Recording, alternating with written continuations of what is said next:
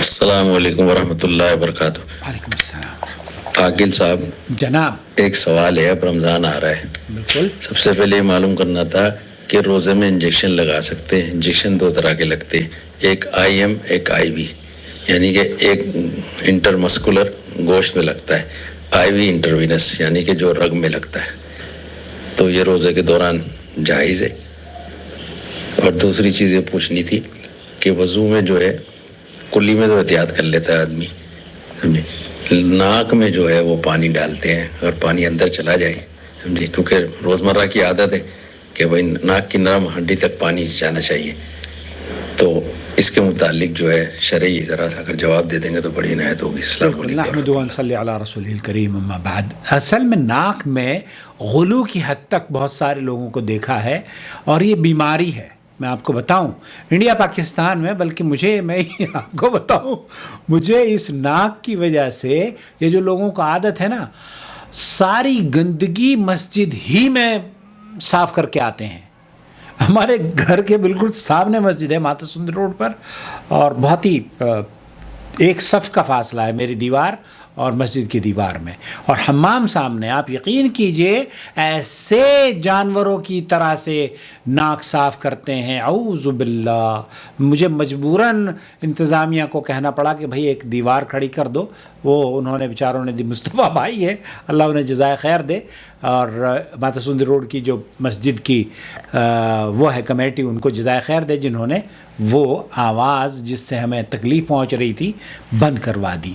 تو یہ انڈیا پاکستان میں دو چیزیں بہت خراب ہیں، ایک تو یہ کہ بھاگ میں انگلی ڈال کے غلو کی حد تک ہے، غلو کی حد تک ہے۔ اتنا ضروری نہیں ہے بھائی، آپ نے منہ میں ڈال لیا پانی، کلی کر لی، اور آپ نے ناک میں پانی ڈال لیا، بس ناک ہو گیا۔ وہ آپ کہاں تک پہنچانا چاہ رہے ہیں اس کو؟ کون سی ہڈی ہے جس کو آپ کو سگنل دینا ہے کہ ہاں یہاں تک پہنچ گیا ہے؟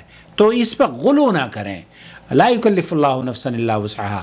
نمبر ایک۔ نمبر دو، جو آپ نے پوچھا ہے انجیکشن کے بارے میں، سماحت الشیخ عبدالعزیز بن باز سے یہ پوچھا گیا ہے ان دونوں انجیکشنز کے بارے میں، تو ہم الصحیح انہ لا حرج فیہا، یہ دونوں طرح کے جو انجیکشن ہیں یہ غذا کی انجیکشن نہیں ہے۔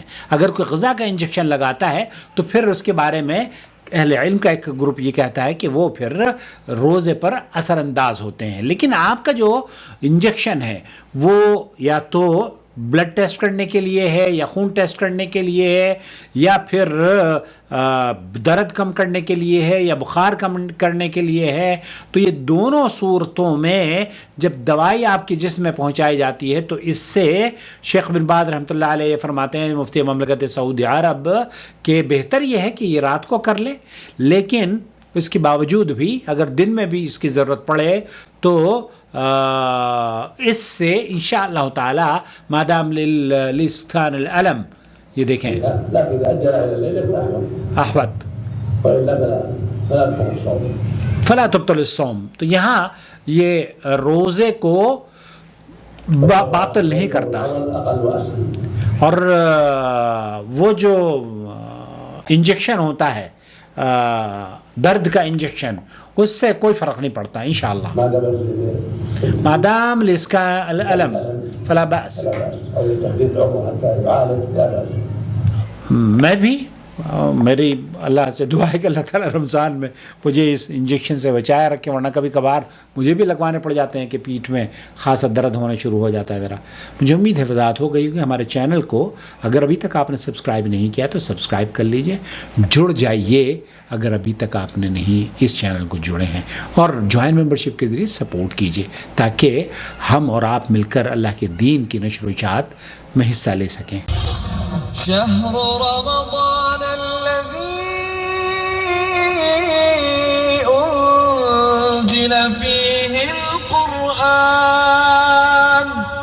هدى للناس وبينات من الهدى والفرقان